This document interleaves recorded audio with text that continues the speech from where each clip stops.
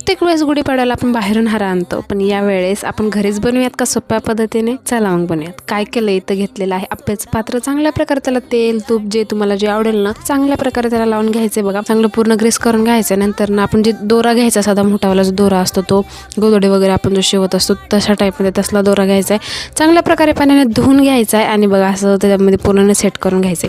कढईमध्ये 1 वाटी साखर घेतली, अर्धी वाटी पाणी घेतलं. चांगल्या प्रकारे याला मेल्ट करून घ्यायचं. पूर्ण साखर विरघळत नाही, छान मस्त असं चाचणीसारखंच आपल्याला याला बनवून घ्यायचं आहे. छान प्रकारे सगळं कधी मधलं मेल्ट झालं की 1 चमचमध्ये दूध टाकून घ्यायचं की लगेच दूध असं फुलतं बघा चांगल्या प्रकारे. आणखी मिक्स करत राहायचं आणि एका प्लेटमध्ये थोडंसं मिश्रण टाकू बघायचं. ते पूर्ण मिश्रण एका जागेवर जर येत असेल तर आपलं जी आहे चाचणी जी एकदम रेडी झालेली आहे. चिमूटभर थोडंसं जे आहे ते इनो टाकून घ्यायचं मध्ये. चांगल्या प्रकारे आणखी मस्त असं फिरून घ्यायचं आणि या भांड्यामध्ये ना थोडं थोडं काढून घ्यायचं आणि फक्त अर्धा ते 1 तास थांबायचं. लगेच बघा सेट होऊन जातं बघा. मस्त असं आपला हार रेडी आहे. तुम्ही पण हे हार नक्की ट्राय करा. तुम्हाला हे कसं वाटलं ते नक्की कमेंट करून सांगा. चॅनलला पटकन सबस्क्राईब करून ठेवा नवीन व्हिडिओ पाहण्यासाठी.